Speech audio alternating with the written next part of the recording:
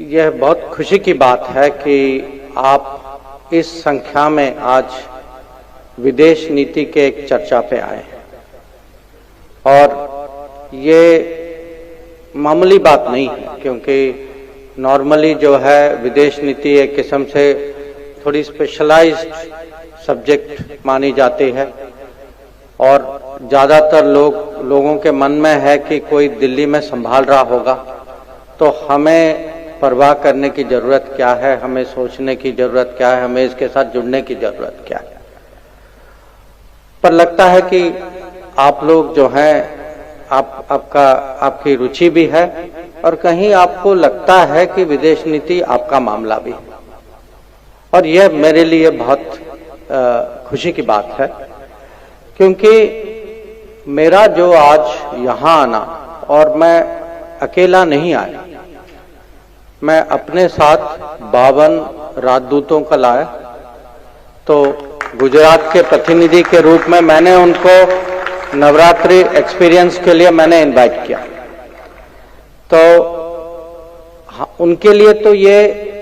एक किस्म से नो योर इंडिया प्रोग्राम है, मेरे लिए नो योर एम्बेसडर्स प्रोग्राम। पर आपके लिए आज मैं चाहता हूं कि ये नो योर वर्ल्ड प्रोग्राम है।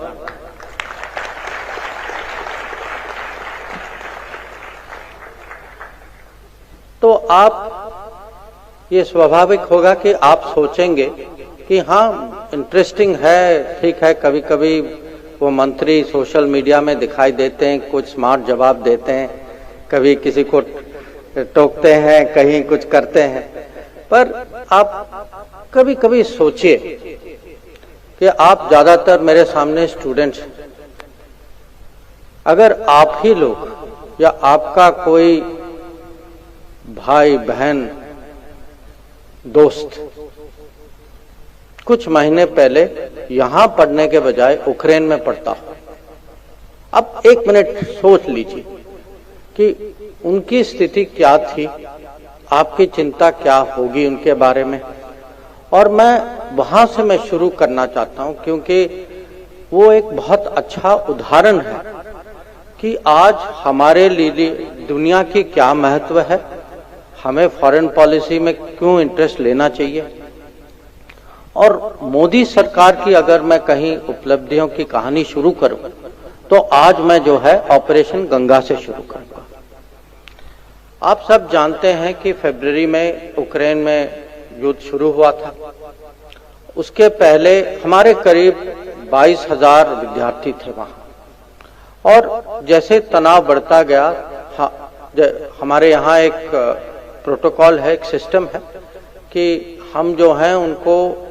चेतावनी देते हैं कि भाई तनाव बढ़ रहा है, तो आप सोच लीजिए आपको रहना चाहिए या नहीं रहना चाहिए वहां। अब उनमें से कुछ लोग निकले, बहुत सारे लोग नहीं निकले, क्योंकि वो भी स्वाभाविक है कि कोई यूनिवर्सिटी छोड़ के जाना नहीं चाहता, वो देश छोड़ के जाना नहीं चाहता। अगर उनके दोस्त नहीं निकले तो वो सोचते होंगे कि कहीं किसी तरीके से हम निपट लेंगे। तो सिचुएशन ये था कि जिस दिन 24 फरवरी वहां लड़ाई शुरू हुई, उस समय करीब 20,000 हमारे विद्यार्थी वहां फंस गए थे, और वो उन शहरों में फंसे जहां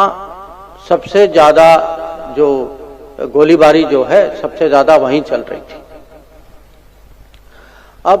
अगले महीने में हम लोगों ने बहुत कोशिश करके माने जो पूरा सिस्टम जो है उनको निकालने में लगा, और हम इसमें सफल हो पाए। उसमें एक स्टूडेंट जो है वो बेचारा वो उसकी मृत्यु हो गई थी, पर उसके अलावा ज्यादातर स्टूडेंट जो है वो बहुत सुरक्षित घर वापस आए, और आए वो करीब 90 फ्लाइट में, 90 फ्लाइट। अब इसमें जो है 2-3 सबक है। एक कि पहले इस स्पीड में, युद्ध के बीच में किसी को सुरक्षित घर लाना कोई छोटी बात नहीं, और वो भी 20,000। और उनको लाना जो है, वहां हम जहाजें जो है वो उक्रेन नहीं जा पाई, हमें बगल वालों देशों में भेजना पड़ा, वहां भी अरेंजमेंट करना पड़ा, वहां भी हमें जो है और ये नहीं था कि खाली हमारे स्टूडेंट निकल रहे थे, उक्रेन के नागरिक भी निकल रहे थे वहां से और बाकी दुनिया के लोग निकल रहे थे। और ये जो अनुभव जो था, ये मेरे लिए एक किस्म से सिस्टम की एक टेस्ट थी कि 7 साल 8 साल के बाद हम ऐसे क्राइसिस को मैनेज कर सकते हैं या नहीं, हम इस पे रिस्पॉन्ड कर सकते हैं या नहीं। और इसमें जो है मैं कहूंगा जो लीडरशिप जो कहते हैं, इसका नेतृत्व जो है खुद प्राइम मिनिस्टर ने पर्सनली किया और मैं इसके बारे में आपको थोड़ा बताना चाहता हूं।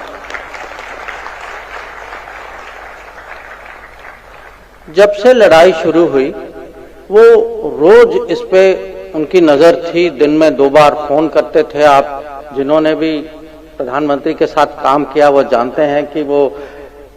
माने पूरा मॉनिटर तो करते हैं, मॉनिटर से ज्यादा भी करते हैं कभी कभी। अब उस समय आपको ये भी याद होगा कि यूपी के चुनाव हो रहे थे, तो वो कैंपेनिंग पे जा रहे थे, वो सुबह सुबह कैंपेनिंग पे निकल जाते थे। कभी कभी कैंपेनिंग के पहले मीटिंग होती थी, पूरा दिन कैंपेन करके जब रात को आते थे तब भी मीटिंग लेते थे कि आज मुझे बताओ क्या हो, कि आज की प्रोग्रेस रिपोर्ट दो मुझे। और ये पूरा जो निकालने का जो ऑपरेशन जो था, ऑपरेशन गंगा, इसमें जो भी आप कूटनीति के बारे में सोचते हैं, समझ में है, इसका पूरा प्रदर्शन था। जैसे कहते हैं कूटनीति में आपको पर्सनल रिलेशनशिप बनाना है, कि वो दूसरे आदमी के साथ कुछ संबंध होने चाहिए, ताकि जब कुछ फोन पे बात होती है उसको माने वो चेहरा पहचानते हैं, आवाज जानते हैं, कभी आप मिले भी हैं, आपको ना कहना मुश्किल हो जाता है। और उन्होंने युद्ध के बीच में प्रेसिडेंट पुतिन को भी फोन किया, रशिया में प्रेसिडेंट जेलेंस्की को भी फोन किया, 2 बार 2 शहरों में, खार्किव और सिमी में, जब लड़ाई बहुत माने हमें लग रहा था कि हमारे स्टूडेंट के लिए बहुत बड़ा डेंजर हो सकता है, तो उन्होंने फोन करके कुछ समय के लिए फायरिंग रुकवाई ताकि हमारे लोग बाहर निकले। और ये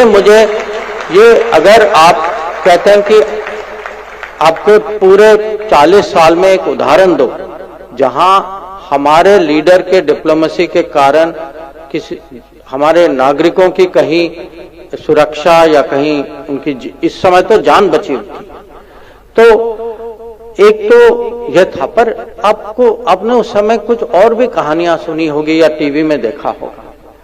कि हमारे जब स्टूडेंट निकल रहे थे और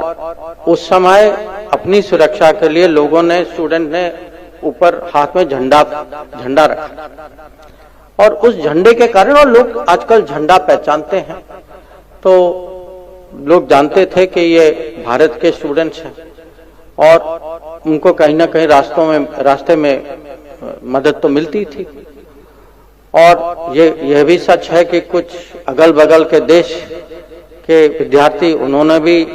झंडा हाथ में ले लिया, हमारा झंडा हाथ में ले लिया।